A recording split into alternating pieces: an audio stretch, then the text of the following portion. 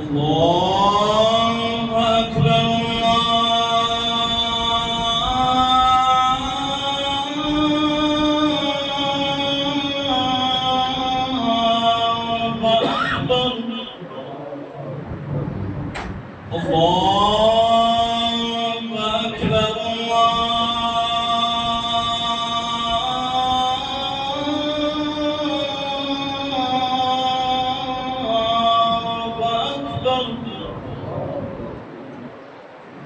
أشهد أن لا إله إلا الله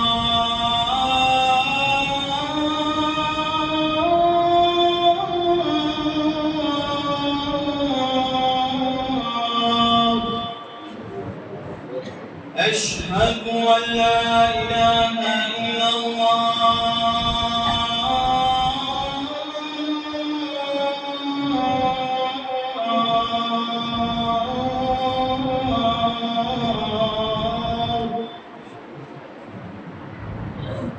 أشهد أن محمدا رسول الله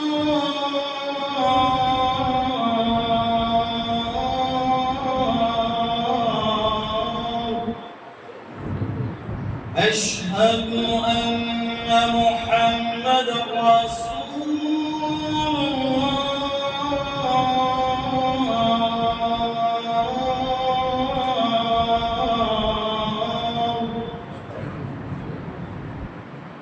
حي على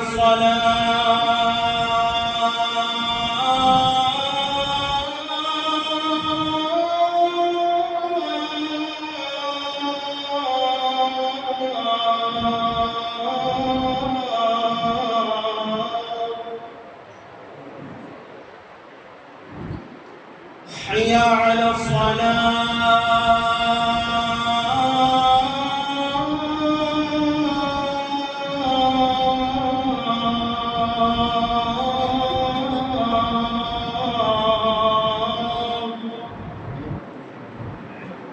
حي على الفلاح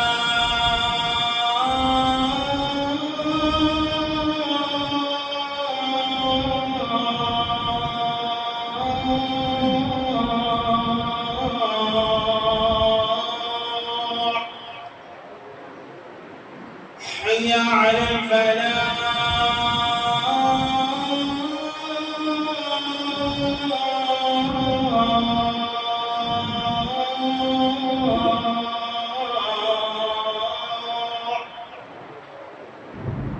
الله أكبر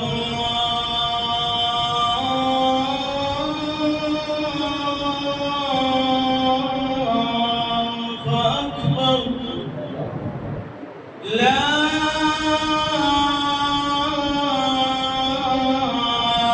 إله إلا الله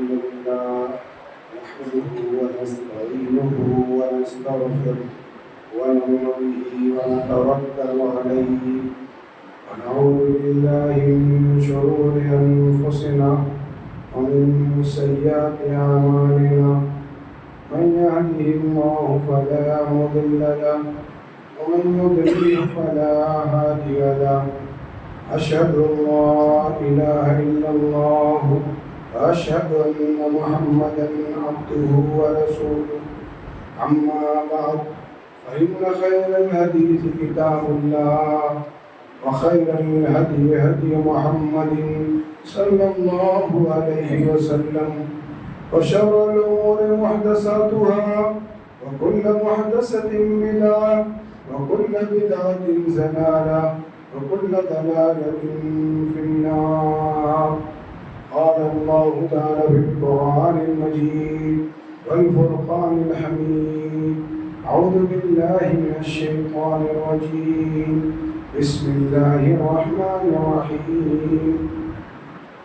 قل هو الله أحد الله الصمد لم يلد ولم يولد ولم يكن له كفوا أحد.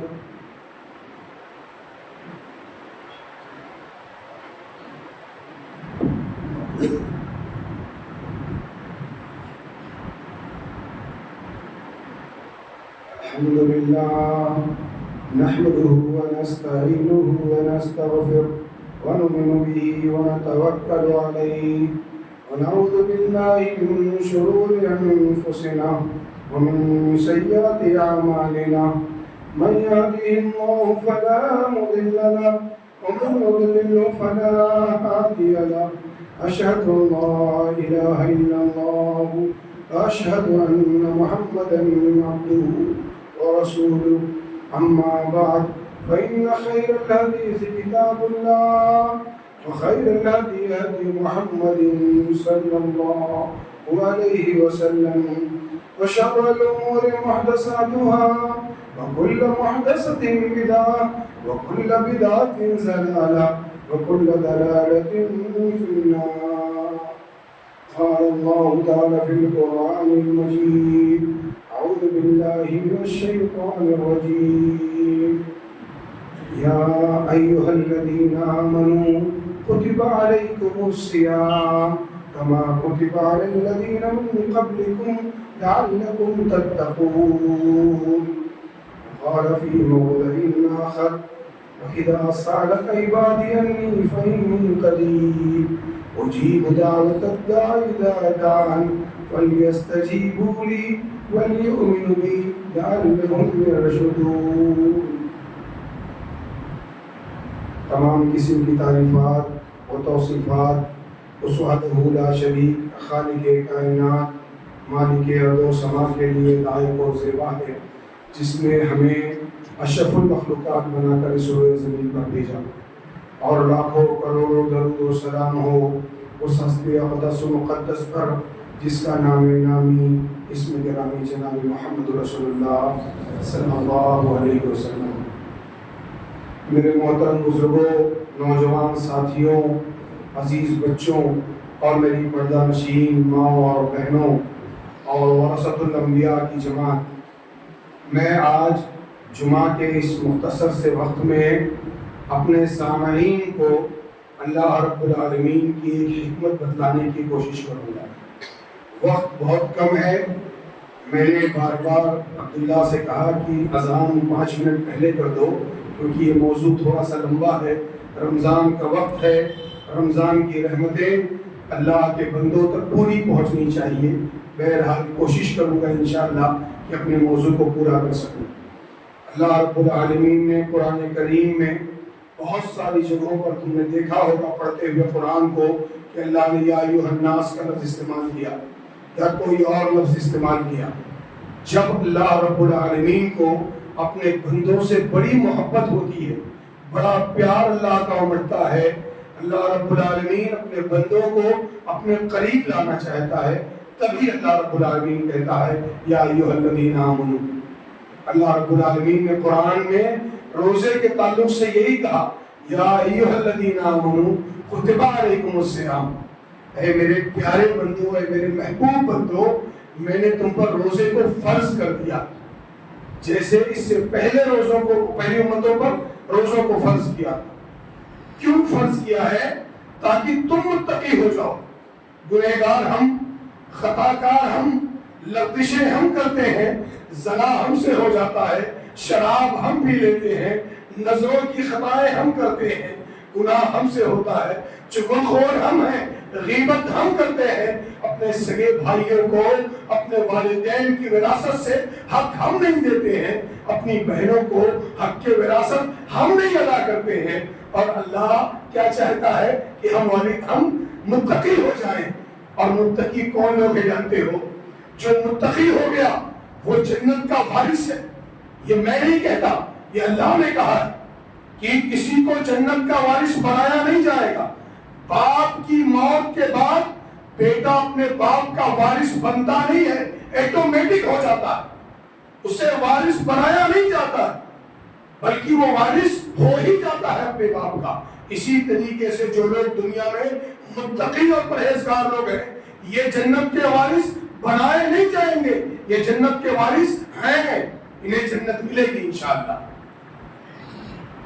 اللہ رب العالمین نے اس رکوع میں جہاں اللہ رب العالمین اپنے بندوں کو پرہیزگار متقی بنانا چاہتا ہے، رمضان کے مسائل اور فضائل کو بیان کر رہا ہے کہ اس کو روزہ پا کر کون لوگ روزہ رکھیں، کن پر فدیہ ہے، کون لوگ بعد میں روزہ رکھیں، مسائل بیان کر رہا ہے۔ اللہ مسائل بیان کرتے ہوئے آگے کہتا ہے شہر رمضان الذی انزل فیہ القرآن۔ اس رکوع میں یہ آیت اللہ نے نازل کی، بات سمجھ میں آئی، کیونکہ رمضان کو جو تقدس حاصل ہے وہ قرآن کے نزول کی وجہ سے حاصل، اور یہ اتنی عظیم کتاب ہے مسلمانوں، اللہ کی قسم کھا کر کہتا ہوں، تمہیں بتلایا جاتا ہوں، اس روئے زمین پر جن لوگوں نے اس سے اپنا تعلق جوڑ لیا وہ اس روئے زمین کے سب سے اعلیٰ لوگ ہو گئے۔ اللہ نے یہ قرآن حضرت جبرائیل کے ذریعے نازل کیا اور حضرت جبرائیل کو روح الامین بنا دیا، فرشتوں کا سردار بنا دیا۔ جس ذات پر اس قرآن کو نازل کیا اسے امام الانبیاء بنا دیا، فخر دو عالم بنا دیا۔ جس قوم پر یہ قرآن نازل کیا اللہ نے اس قوم کے بارے میں کہا کنتم خیر امت، تم اس روئے زمین کی سب سے بہتر امت ہو۔ تم جانتے ہو، یہ میرے موضوع سے ہٹ کر پھر بھی بتا دوں، اللہ رب العالمین نے یہ قرآن آسمانوں پر پیش کیا تھا، زمینوں پر پیش کیا تھا۔ اللہ نے کہا لو انزلنا ھذا القرآن علی جبل لرأیتہ خاشعا متصدعا، اگر ہم اس قرآن کو پہاڑ پر نازل کر دیتے تو وہ ہمارے دل سے ریزہ ریزہ ہو جاتا، لیکن انسان جاہل اور ظالم ہے، اس نے اس کو اپنے اوپر نازل کروایا، اس کو سنبھالنے کی ذمہ داری لی اور اس سے اس نے انحراف کر دیا۔ پھر جب انسان رمضان میں روزے رکھ کر گناہوں سے رک کر قرآن کو پڑھتا ہے، اپنی زبان کو قرآن اور بار بار قرآن سے اپنی زبانوں کو گھماتا رہتا ہے اور قرآن پڑھتا رہتا ہے، اللہ اس کے گناہوں کو کم کرتا رہتا ہے، اسے متقی بناتا رہتا ہے۔ اس کے آگے چل کر کچھ باتیں کہہ کر اللہ نے کہا وَإِذَا سَأَلَكَ عِبَادِي عَنِّي فَإِنِّي قَرِيبٌ۔ یہ میری آج تقریر کا موضوع یہی آیت ہے کہ اللہ نے یہ رمضان کے ذکر میں دعا کا ذکر اللہ نے کیوں لایا۔ دعا تو کبھی بھی انسان کرے دعائیں قبول ہوتی ہے، اللہ دعاؤں کو سنتا ہے۔ ہم پڑھتے ہیں نا حدیث میں کہ اذان ہو گئی اس کے بعد دعا کرو دعا قبول ہو جائے گی، نماز کے بعد سلام پھیرنے کے بعد اپنی جگہ پر بیٹھے رہو دعا کرو، فرشتے آمین کہتے ہیں۔ پھر اللہ نے رمضان کے تذکرے میں یہ کیوں کہا کہ اے میرے محبوب، میرے بندے آپ سے سوال کرتے ہیں کہ اللہ کہاں ہے، ان سے کہہ دو کہ میں ان کی شہرت سے زیادہ قریب۔ اجیب دعوت الداع، جب پکارنے والا مجھے پکارتا ہے تو میں اس کی پکار کو سنتا ہوں اور قبول کرتا ہوں۔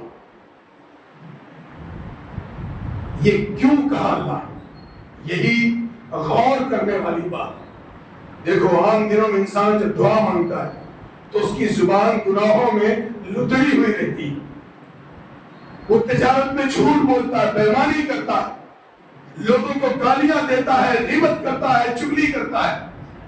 لیکن رمضان کے مہینے میں انسان حلال حرام چیزوں سے نہیں حلال سے بھی بچتا ہے اللہ کو راضی کرنے کے لیے۔ اس کی کمائی حلال کی ہے، جو گھر میں کھانا لا کر رکھا ہے، جو روزی رکھا ہے وہ حلال کی کمائی کی۔ پانی پاک ہے لیکن وہ نہیں پیتا، نہیں کھاتا ہے، کیوں؟ تاکہ میرا رب راضی ہو جائے۔ بیوی حلال ہے لیکن وہ جانتا ہے کہ میں اگر دن میں اپنی بیوی کے پاس جاؤں گا تو میرا رب ناراض ہو جائے گا، اس لیے اپنی بیوی کے پاس نہیں جاتا اپنے رب کو راضی کرنے کے لیے۔ جانتے ہو اس روئے زمین پر یہی ایک عبادت ایسی ہے جس کے بارے میں اللہ نے کہا کہ میرے محبوب میرے بندوں سے کہو کہ قرآن کی جو نیکی ہو میں نے بتلا دی ہے، میں نے حج کی نیکیاں بتلا دی ہیں، میں نے زکات کی نیکیاں بتلا دی ہیں، میں نے نماز کی نیکیاں بتلا دی ہیں، لیکن روزہ میرا بندہ میرے لیے رکھتا ہے۔ وہ چھپ کر پانی پی سکتا ہے، وہ چھپ کر جا کر گناہ کر سکتا ہے، وہ خطائیں کر سکتا ہے، لیکن نہیں کرتا۔ کیوں؟ میرا رب دیکھ رہا ہے۔ لوگ میرے بندوں کو آزماتے ہیں لالچ دے کر کہ روزے کو توڑ دے اتنا پیسہ تجھے دیا جائے گا، لیکن وہ اس لیے نہیں توڑتا کہ میرا رب کہیں ناراض نہ ہو جائے۔ اس نے میرے لیے روزہ رکھا ہے نا، میں اس کو بدلا دوں گا۔ اور جانتے ہو بدلے میں اللہ نے کیا تیار کیا؟ جنت کے دروازوں میں سے ایک دروازہ اللہ نے صرف روزے داروں کے لیے تیار کر رکھا کہ صرف روزے دار اس دروازے سے داخل ہوں گے۔ جب انسان اتنا سب اللہ کے لیے کرتا ہے تو اللہ کہتا ہے میرے بندے تو نے اپنی ساری چیزیں چھوڑ دی میری رضا کے لیے، تو مانگ تجھے کیا مانگا؟ تو نے گناہوں سے توبہ کیا، تو نے خطاؤں سے معافی مانگی ہے، تو رکا ہے حلال سے صرف مجھے راضی کرنے کے لیے۔ میرے بندے میں راضی ہوں، مانگ تجھے کیا مانگنا؟ اللہ نے کہا وَإِذَا سَأَلَكَ عِبَادِي عَنِّي فَإِنِّي قَرِيبٌ أُجِيبُ دَعْوَةَ الدَّاعِ إِذَا دَعَانِ فَلْيَسْتَجِيبُوا لِي وَلْيُؤْمِنُوا بِي لَعَلَّهُمْ يَرْشُدُونَ۔ کہ میرے بندوں سے کہو میں ان کی شہادت سے زیادہ قریب ہوں، کسی وسیلے کی ضرورت نہیں ہے۔ لوگ کہتے ہیں کہ کنویں سے پانی نکالنا ہے تو رسی اور ڈول کے وسیلے کی ضرورت ہے۔ اگر پانی خود کنویں سے نکل کر لبوں پر آ کر لگ جائے تو کس وسیلے کی ضرورت ہے؟ مجھے بتلاؤ۔ میرے رب نے کہا میں تمہاری شہرت سے زیادہ قریب ہوں۔ کہتے ہیں چھت پر جانے کے لیے سیڑھی کا وسیلہ چاہیے، اگر چھت ہی زمین پر آ جائے تو پھر کس وسیلے کی ضرورت ہے؟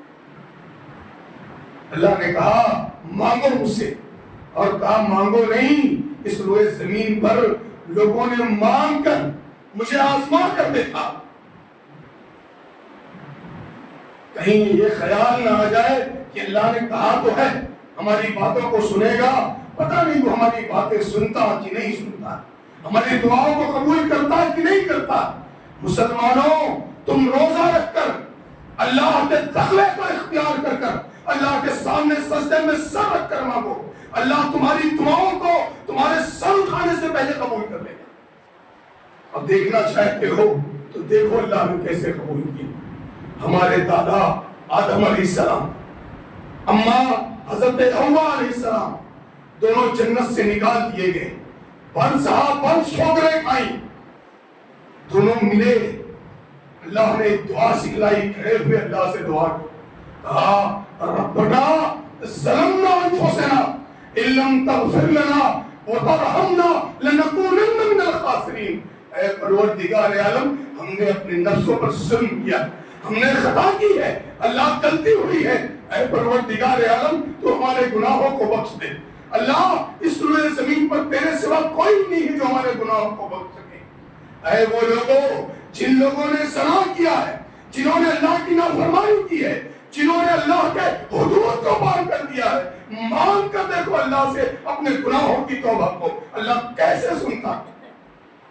مجھے بتلاؤ، یہ قرآن گواہ ہے اس بات پر کہ اللہ رب العالمین نے حضرت آدم اور اماں حوا کی اس توبہ کو قبول کیا کہ نہیں کیا؟ پڑھ کر دیکھو۔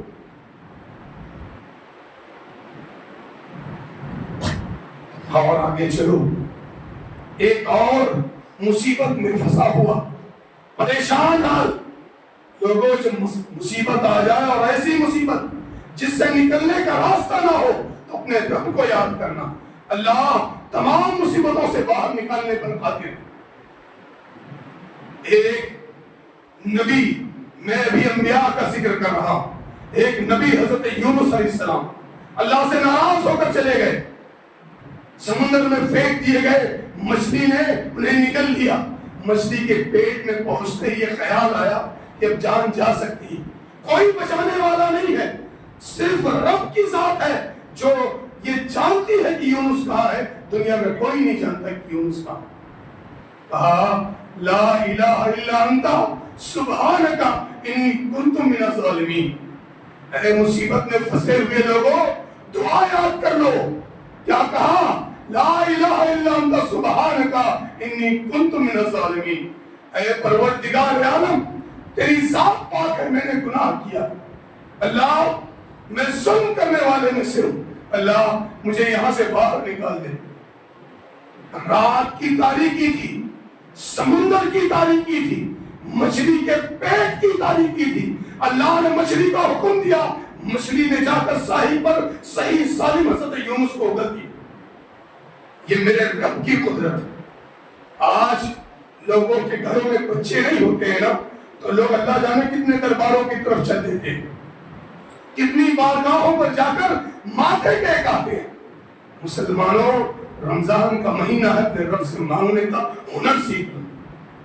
حضرت ابراہیم علیہ السلام انہوں نے اپنے رب سے دعا مانگی، کہا ہے پروردگار عالم تمام لوگوں کے گھروں میں بچوں کے کھیلنے کی آواز آ رہی، میرے گھر میں بچہ نہیں ہے، اللہ اپنے رب سے دعا کرتے ہوئے کہا رب ہب لی من الصالحین، اے اللہ مجھے بیٹا عطا کر دے۔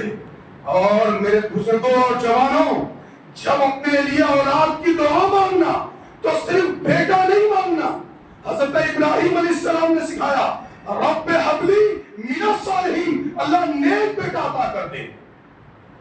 اللہ رب العالمین نے کہا ابراہیم مجھ سے مانگا ہے نا، حضرت جبرائیل علیہ السلام کو آنے کا حکم ہو گیا، کہا فبشرناہ بغلام حلیم، ابراہیم وہ بیٹا عطا کروں گا کہ جب تجھ سے کہے گا وہ قربان ہو جانے کے لیے اپنا سر جھکا دے گا۔ اللہ نے وہ بیٹا عطا کیا۔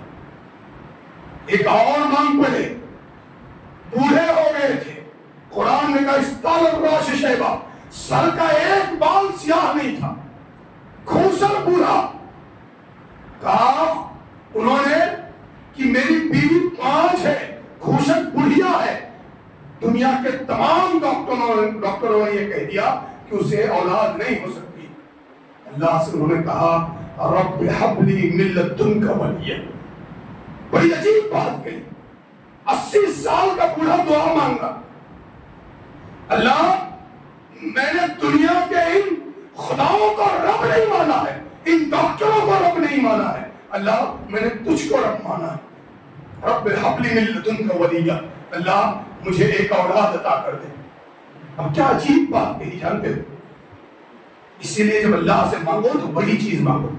کیا کہا یرثنی ویرث آل یعقوب، اللہ عام اولاد نہیں چاہیے، عام بیٹا کیا کروں گا، اللہ بیٹا وہ چاہیے جس کے سر پہ تاج نبوت رکھا ہو۔ اللہ سے دعا مانگو اللہ مجھے بیٹا عطا کرنا، تو ایسا بیٹا عطا کرنا جو ایک بڑا عالم دین بنے، پوری دنیا میں تیرے دین کا ڈنکا بجائے۔ اللہ مجھے بیٹا عطا کرنا تو ایک عظیم ڈاکٹر بنانا جو پورے ہندوستان کے مسلمانوں کی خدمت کرے۔ اللہ مجھے بیٹا عطا کرنا تو ایسا بیٹا عطا کرنا جو IAS IPS آفیسر بنے، ہندوستان کی سب سے عظیم کرسی پر بیٹھے، جج اور وکیل بنے، اور جج بن کر عبداللہ ابن مسعود بنے۔ اللہ پوری دنیا میں مسلمانوں کا نام روشن کرے، ایسا بیٹا عطا کرنا۔ صرف بیٹا مانگو اللہ بیٹا دیتے، اللہ بیٹا دے، اللہ بیٹا دے دیتا ہے کہ بڑھاپے میں وہ بچے نعوذ باللہ گناہ ہے، عظیم گناہ ہے، اپنے والدین کو ستاتے ہیں، گالیاں دیتے ہیں، خرچ کے لیے پیسے نہیں دیتے۔ میرے جوانوں اگر تم میں ایسی بات ہوگی تو اللہ کے لیے اس کو چھوڑ دینا، بہت عظیم گناہ ہے، رمضان کی عبادتیں برباد ہو جائیں گی۔ اور آگے چلو، یہ انبیاء کرام اپنے آخری نبی اپنے محبوب جناب محمد رسول اللہ صلی اللہ علیہ وسلم کو دیکھو، جن پر یہ قرآن نازل ہوا، جن پر وہ آیت نازل ہوئی وَإِذَا سَأَلَكَ عِبَادِي عَنِّي فَإِنِّي قَرِيبٌ، میدان بدر میں تھے، دشمنوں کا لشکر دیکھا، چہرے پر مایوسی آنے لگی، رنج و غم کے بادل چھانے لگے، آنکھوں سے آنسو گرنے لگے۔ صدیق اکبر جو ہمیشہ ساتھ میں رہتے تھے کہا میرے محبوب کیا ہوا؟ کہا اے صدیق اکبر تجھے کیا بتاؤں، وہ دیکھ دشمنوں کا اتنا بڑا لشکر جرار کھڑا ہے اور میرے 313 ساتھی کمزور ہیں، ہجرتوں کے ستائے ہوئے ہیں، ان پر بیماری ہے، بخاروں کے مارے ہوئے ہیں، بتا ان سے ان کا کیا مقابلہ ہوگا؟ آپ پھر کیا ہوگا میرے محبوب؟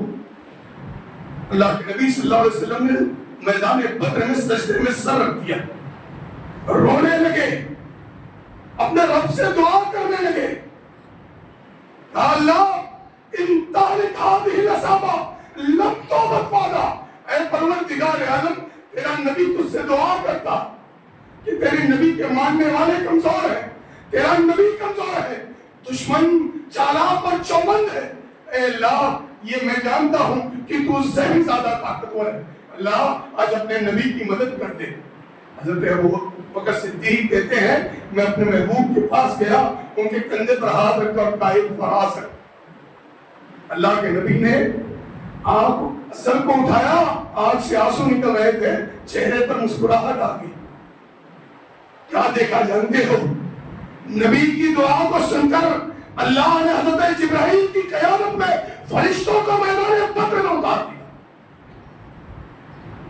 مسکرانے لگے، کہا ابو بکر ہاذا جبرائیل، جاؤ جا کر مسلمانوں سے کہہ دو کہ اللہ نے اپنے نبی کی بات کو سن کر، دعا کو سن کر اپنے مسلمانوں کی مدد کے لیے آسمان سے زمین پر فرشتوں کی فوج اتار دی۔ قرآن میں سے بے شمار واقعات ہیں، میں بیان کروں تو 1-2 گھنٹہ کم پڑ جائے، کہیں لوگوں کے دل میں یہ خیال نہ آ جائے کہ یہ تو انبیاء تھے، انہوں نے دعا کی اس لیے اللہ نے قبول کر لی۔ اللہ رب العالمین نے کہا میں دعا کو سنتے وقت یہ نہیں دیکھتا کہ نبی دعا مانگ رہا ہے یا غیر نبی، میں صرف دعا مانگنے والے کے تقوی کو دیکھتا ہوں۔ ایک صحابیہ مدینہ المنورہ میں دوڑتی ہوئی صحابہ کرام کے پاس آئی مسئلہ پوچھنے کے لیے، کہا میری ماں تم غور سے سننا، جب تم سے تمہارا شوہر ناراض ہو جاتا ہے تو تم دعائیں اور تعویذیں کرنے لگتی ہو، دیکھو کیسے اپنے شوہر کو مانگا جاتا ہے اللہ سے۔ تمہارا شوہر تم کہتی تمہارے پاس نہیں آتا، تمہاری قدموں سے باہر ہی نہیں اٹھے گا، وہ زنجیر لگائے بیٹھا رہے گا تمہارے ساتھ، تم دعا مانگ کر دیکھو کیسے دعا مانگتے۔ ان کے شوہر نے ان سے کہہ دیا انت علیہ کظہر امی، یہ عرب کا ایک رواج تھا، جب کوئی اپنی بیوی کو سخت طلاق دینا چاہتا تو یہ جملہ کہتا کہ تو مجھ پر میری ماں کی پیٹھ کی طرح سخت طلاق دینا چاہتا۔ انہوں نے کہہ دیا، وہ دوڑتی ہوئی صحابہ کرام کے پاس پہنچی، صحابہ کرام سے فتویٰ پوچھا، صحابہ کرام نے کہا بیوی تو اپنے شوہر کا حرام ہو گئی، کہا ایسا نہ کہو میرے چھوٹے چھوٹے بچے میں کہاں جاؤں۔ صحابہ کرام نے کہا معاملہ یہی ہے، تم کو جہاں جانا ہے جاؤ۔ وہ دوڑتی ہوئی مسجد نبوی میں آئی، کیونکہ ان کو پتا تھا اللہ کے رسول اما عائشہ کے حجرے میں دروازے پر آ کر انہوں نے آواز دی، اللہ کے نبی نے دروازہ کھولا، انہوں نے مسئلہ بیان کیا، اللہ کے نبی نے کہا کہ تم اپنے شوہر پہ حرام ہو گئے۔ انہوں نے کہا اللہ کے رسول ایسا نہ کہیے، میرا شوہر جو ہے وہ نادم و شرمندہ ہے۔ کہا تیرے شوہر کی غلطی ہے یہ، تو اپنے شوہر پہ حرام ہو گئی۔ اس نے کہا اللہ کے نبی آپ یہ بات نہ کہیے۔ اللہ کے نبی انکار کرتے رہے، عورت اصرار کرتی رہی، اللہ کے نبی انکار کرتے رہے، عورت اصرار کرتی رہی، آخرکار اللہ کے نبی صلی اللہ علیہ وسلم تک آ کر دروازہ بند کر دیا۔ مسجد نبوی میں کھڑی تھی، زاروں کتار رونے لگی کہ دنیا کا آخری دروازہ بھی بند ہو گیا، لیکن ایمان تھا، یقین تھا کہ اللہ نے قرآن میں کہا وَإِذَا سَأَلَكَ عِبَادِي عَنِّي فَإِنِّي قَرِيبٌ، جب مانگنے والا مانگتا ہے میں اس سے بڑا قریب ہوتا ہوں، اس کی دعاؤں کو سنتا ہوں اور قبول کرتا ہوں۔ مسجد نبوی میں سجدے میں گر پڑی، کہنے لگی ہے پروردگار عالم میں نہیں جانتی تو کیا کرے گا، تو رب ہے، تو نے کہا ہے کہ دعاؤں کو قبول کرے گا، میں تجھ سے دعا کرتی ہوں اللہ میرا شوہر مجھ کو لوٹا دے۔ یہ سجدے میں رو رہی تھی، عرش الہی کا رب عرش پر مسکرا رہا تھا، کہا مجھ سے مانگا ہے، دیکھ میں کیا کرتا ہوں۔ حضرت جبرائیل سے کہا اے جبرائیل یہ آیت لے کر میرے محبوب کے پاس جاؤ اور کہو، میرے محبوب سے کہو قد سمع اللہ قول التي تجادلك في زوجها وتشتكي الى اللہ، اے میرے محبوب میں نے ایک عورت کی بات کو سن کر قیامت تک کے لیے مسئلہ ہی بدل دیا۔ اب آج کے بعد اگر کوئی اپنی بیوی سے یہ جملہ کہے گا تو اسے فدیے کا 60 مسکینوں کو کھانا کھلانا پڑے گا۔ ایک عورت کی بات کو سن کر اللہ نے قیامت تک کے لیے مسئلہ ہی بدل دیا۔ اس لیے اللہ سے دعاؤں کا کرنا اور کیسے کرنا ہے اس کا سیکھنا بڑا ضروری ہے۔ ایک آخری بات کہہ دوں، وقت ختم ہو رہا ہے، آخری بات کہہ کر شاید ایمان میں تھوڑی سی تازگی آ جائے۔ مدینہ المنورہ میں میرا محبوب ہجرت کر کے مدینہ کی طرف آ رہا تھا، پورا مدینہ سجا ہوا تھا، طلع البدر علینا من ثنیات الوداع، پورا مدینہ سجا ہوا تھا۔ اوس و خزرج مدینہ کے سردار تھے، اپنی حویلی کو سجائے رکھتے تھے۔ اللہ کے نبی صلی اللہ علیہ وسلم کے ماموں مدینہ میں رہتے تھے، انہوں نے اپنے گھر کو سجایا تھا، میرا بھانجا آج میرے گھر میں رکے گا۔ مدینہ میں ایک بڑا غریب گھر تھا، بڑا غریب گھر۔ ابو ایوب انصاری رضی اللہ تعالیٰ، ان کی بیوی ام ایوب کہتی ہیں کہ اے ابو ایوب، کیا بڑی بات ہوتی جو کائنات کا امام آج ہمارے گھر کا مہمان بن جاتا۔ ابو ایوب کی آنکھوں سے آنسو چھلک گئے۔ کہا ام ایوب کیسی بات کرتی ہے؟ کبھی دیکھا ہے کہ چوٹیوں کے گھروں میں بھی رائے نہ کر رکا کرتے ہیں؟ تیرا گھر دیکھ، اپنے آپ کو دیکھ، مدینہ کے بڑے بڑے سرداروں نے اپنی حویلی کو سجا رکھا ہے، تیرے گھر میں کائنات کا امام کیسے آئے؟ کہا وہ ایوب ناراض نہ ہو، میرے دل میں ایک خیال آیا، میں نے کہہ دیا اسے۔ ادھر اللہ کے نبی صلی اللہ علیہ وسلم کی سواری مدینہ میں داخل ہو گئی۔ لوگ اللہ کے نبی صلی اللہ علیہ وسلم کی اونٹنی کی رسی کو پکڑنے لگے نکیر کو۔ اللہ کے نبی صلی اللہ علیہ وسلم نے کہا دعوها فإنها مأمورة، اے مدینہ کے لوگوں میری سواری کی رسی کو چھوڑ دو، کیونکہ آج اللہ نے عرش سے زمین پر حضرت جبرائیل علیہ السلام کو بھیجا ہے۔ آج اللہ جہاں چاہے گا جبرائیل میری سواری کو وہاں بیٹھائے گا۔ مدینہ میں ایک شور ہو گیا۔ اللہ کے نبی صلی اللہ علیہ وسلم کی سواری اوس و خزرج کے گھر سے آگے نکل گئی۔ ابو ایوب انصاری یہ منظر دیکھ رہے تھے، دوڑتے ہوئے آئے، کہا ام ایوب کچھ سنا تو نے؟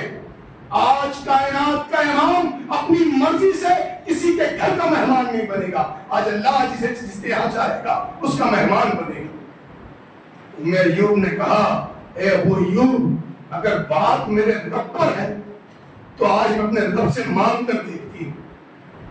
کہا مدینہ کے تمام چودھری اپنی چودھراہٹ لے کر اللہ کے نبی صلی اللہ علیہ وسلم کے سامنے گئے ہیں، میں اپنی دعاؤں کو لے کر اپنے رب کے سامنے جاتی ہوں۔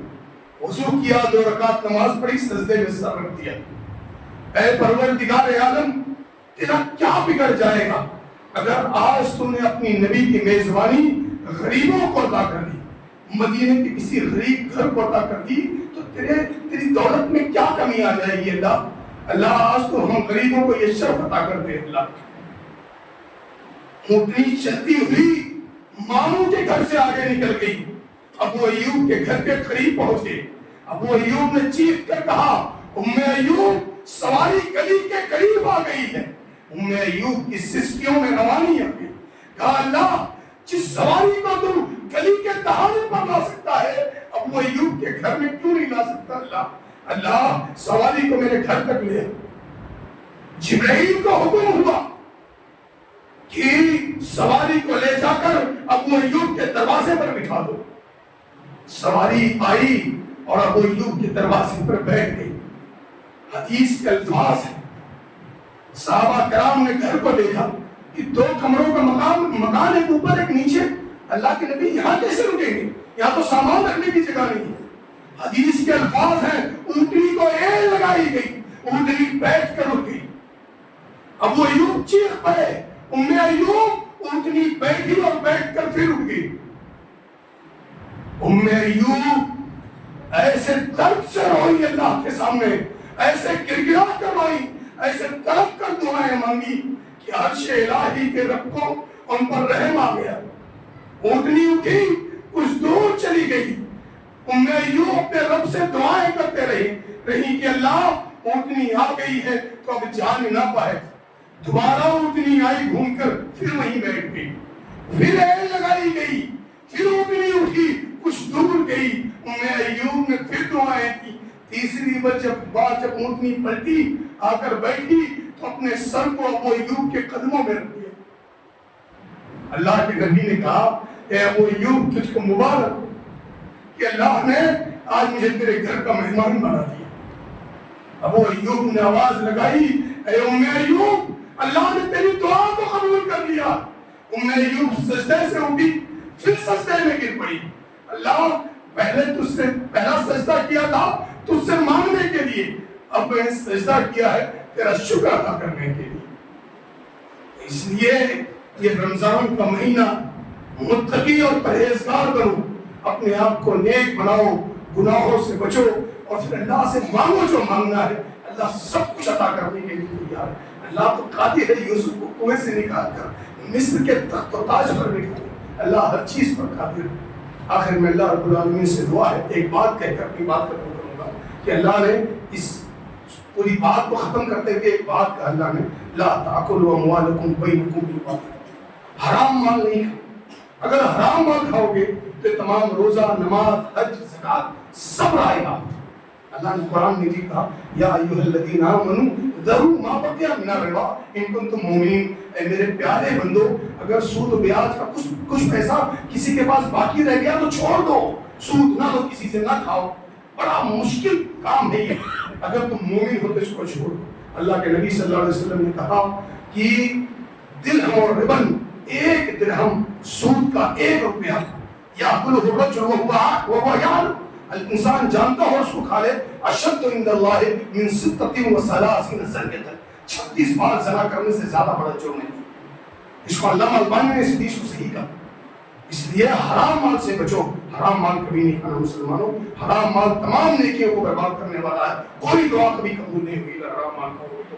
آخر میں اللہ سے دعا ہے کہ پروردگار العالم، اے رب العالمین، اے میرے رب، میں تیرے نبی کا وارث ہوں، اللہ آج سفر میں ہوں، مسافر ہوں، اے پروردگار عالم روزے سے ہوں، تیرے گھر میں کھڑے ہو کر تجھ سے دعا کرتا ہوں، اے پروردگار عالم تو ہم سب کے گناہوں کو معاف کر دے اللہ، اے رب العالمین تو ہم سب کے روزوں کو قبول کر لے اللہ، اے پروردگار عالم ہم سب کی اولادوں کو نیک بنا دے اللہ، اے رب العالمین، اے میرے رب، اے میرے پروردگار میرے بزرگوں کو صدیق اکبر کا ہنر عطا کر دے اللہ، اللہ میرے ان بزرگوں کو عمر ابن خطاب کا حوصلہ عطا کر دے اللہ، اللہ میرے مالداروں کو عثمان ذو النورین کا جگر عطا کر دے اللہ، اے پروردگار عالم میرے جوانوں کو علی کرار کی حیدری عطا کر دے اللہ، اللہ میرے جو بچے پڑھنا چاہتے ہیں اے پروردگار عالم انہیں عبداللہ ابن مسعود بنا دے اللہ، عبداللہ ابن زبیر بنا دے اللہ، اللہ عبداللہ ابن عمر بنا دے اللہ،